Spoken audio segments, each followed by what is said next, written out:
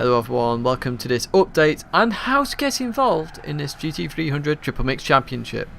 So we just had bracket 1, which was the European F1 tracks, where we raced at Red Bull Ring for the 3 races, sprint races we had there, 20 minutes.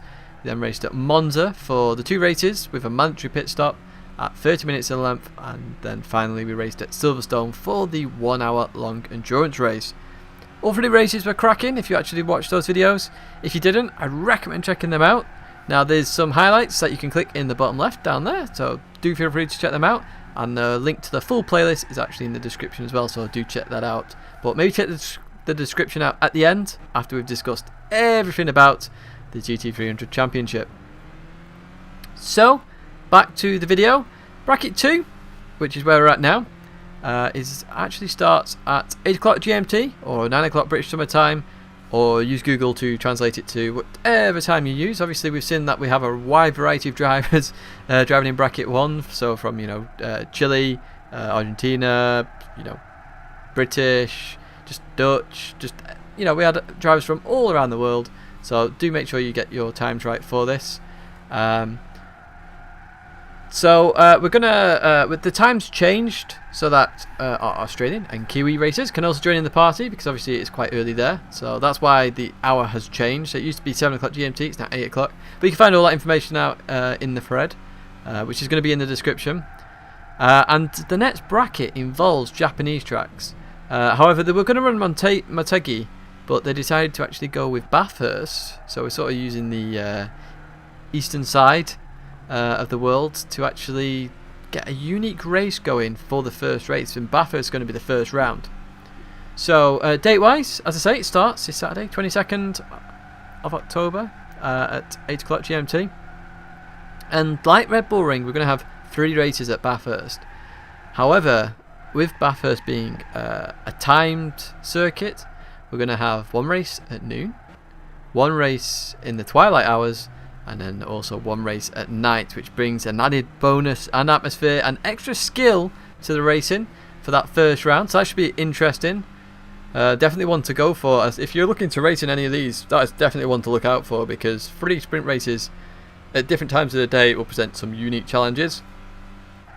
A week later, in the 29th of October, we're at Fuji, and similar to Monza, it'll be a 30-minute double header, and you have to have 1 mandatory pit stop.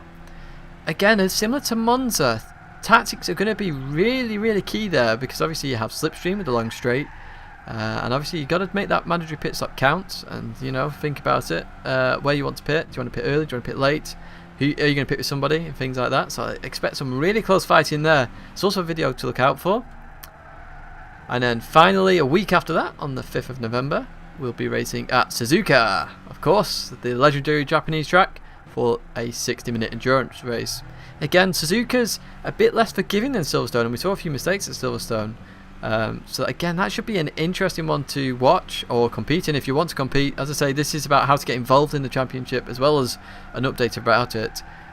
So a 1 hour endurance race at Suzuka. And that's bracket 2. So the 22nd of October, 29th of October, and 5th of November. So finally we have a bracket 3 as well, and we'll have 3 races there, which are the legendary endurance tracks. So there's a 2-week break between Suzuka and our first legendary track, which is Spa, and that'll be on the 19th of November. And again, similar to Bathurst and similar to Red Bull Ring, we're going to have 3 20-minute races in length, but because it's an endurance track and obviously it's got a significant length, it's actually going to be really interesting how the races unfold on those tracks, because every move has to count. You don't have many chances to go on the straight to, say, shorter tracks like Red Bull Ring, so you've really got to make the moves count and really not make any mistakes there, because the laps do count.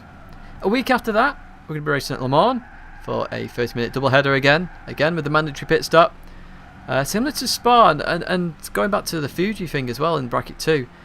Tactics are going to be a key here. So we've obviously got slipstream for the Mulsanne straight, but then we've also got the tactics in the fact that you're not going to be on the Mulsanne straight that often, because the track is of a significant length.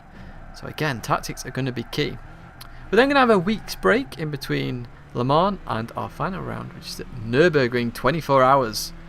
Now this one, unlike all the other races that have been the third round, this is going to actually be a 2.4 hour endurance race, And as you can guess, with it being the Nürburgring 24 hours, we're going to have a full day-night cycle. So all the skills you've put or earned or gained from the previous races, you're going to put into this final race. So you got your tactics, you got your endurance, you got your night racing, day racing, change of time. This will all be brought in for that finale in December. So with the two other brackets that are coming in, so bracket 2 and bracket 3, there'll be championship winners in each bracket. So of course GTP Pasm won the first bracket, but there's still 2 brackets to play for. Come and get involved, get racing.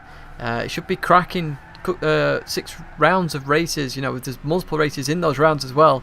So a huge amount of races where you've got a chance of winning, and also being on the channel. Of course, it's always nice to be on a video. And I will of course be recording them again and covering them and doing similar things. So driver profiles, we'll be looking at the tracks a little bit more, and bringing you live footage and extended highlights for where perhaps there's a little break in the action. We'll cut it down a little bit so you just get all the action non-stop. So without further ado, the last thing to say is, if you're looking for some epic racing in GT6 for the coming months, check out the description to the for the thread of GT Planet. Check the rules out, book in those dates in the diaries, and then take on some of the best drivers in GT6 in this unique championship. And do remember, you don't have to be the best in GT6 for this championship.